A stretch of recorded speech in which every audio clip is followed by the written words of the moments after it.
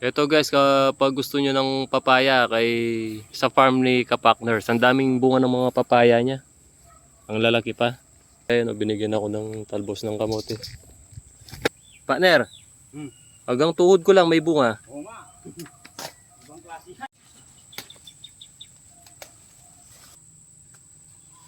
Pwede na siguro yun saan. Kita. Oo, dente pang kaya eh. Ay, kamangyang panay. Mamangyong. Kasi kay lareta, dua lang kay. Pero karakalpasan oh. Dua lang sardinas. Lalwan mo musan pala mo. Alang talbos eh. Ang ganda oh. Sariwa ha. Sariwang sariwa guys. Sardinas lang na ginisa, okay na yan. Para saan kumakata. Tapos pag prito ka ng isda. Murit ang kamatis. Siguro isang buwan na lang mamumunga na yung kamatis mo. Wala na. Wala nang isang buwan. Ito mga okra yung mga dalim niya. Ayun guys, oh, yung mga papaya ni Kapakner. Kung gusto nyo bumili, marami siya dito. Punta kayo dito sa kanyang farm. Ayan po. Ba, may mong wala tang pasibayo din eh, partner. Oo, may bunga lang pa si Bayo. Inabono ko lang mo. Dati wala nung bunga rin. Marami siyang papaya guys. Sa mga gustong bumili. Ito yung mga itik niya, oh, nabawasan na. Ang dami nito dati eh.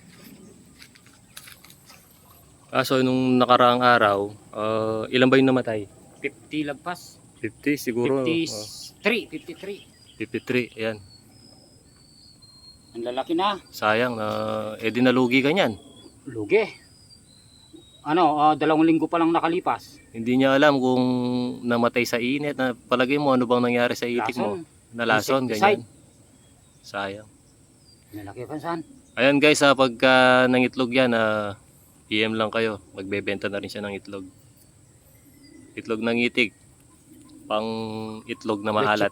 Leche plan, guys. Ang dami. May ito niya yung bunga ng kalabasan, no? Ito, namunga sa ilalim. Ang kanyang patola. Pagka maganda yung lupa, tsaka magaling yung nagtatanim. Mamumunga talaga ng maayos yan. Gustong bumili ng sili. Yun bago pang dynamite. Pamaksiw. Doon. Malalaki. Malalaki doon sa ibaba.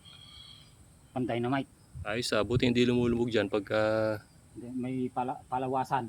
Labasan ng tubig doon. Pumunta kayo niya hanging isda din. Halika yung birthday mo. Nawarburi mong inuman. Ay, hanggang basta mong kakasa, ako na mong to. Magdala na akong sunrock, sige. Kami mo pagi na ba yung manikol?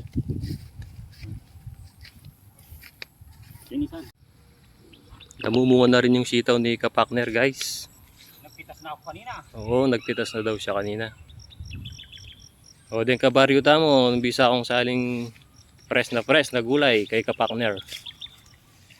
Tsaka siyempre, supportahan natin yung mga vlogs niya. Kahit tinatamad na siyang mag-upload. Nawalan na siya ng gana nung nakamatay yung kanyang mga itik. Sabi ko, huwag kang mawalan ng pag-asa. Basta upload ng upload. Pag may nag-viral na isa dyan, tuloy-tuloy na yan. Gustong bumili, mga kabaryo. Yan, press, pampipitas pa kayo, amo. Open na ang farm ni Easy Kapakner Vlog.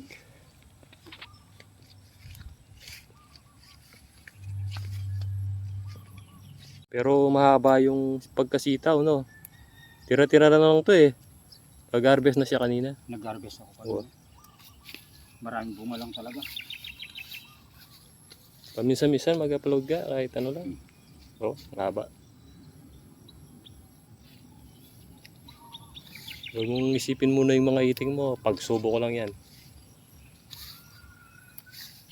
Maayos din ang lahat.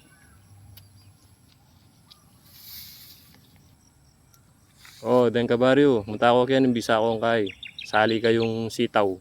Gulay. At saka kay, siling haba. Marami dito. Para makabawi-bawi naman si Kapakner. Malapit na yung pipino natin. Tsaka pipino daw. Malapit na.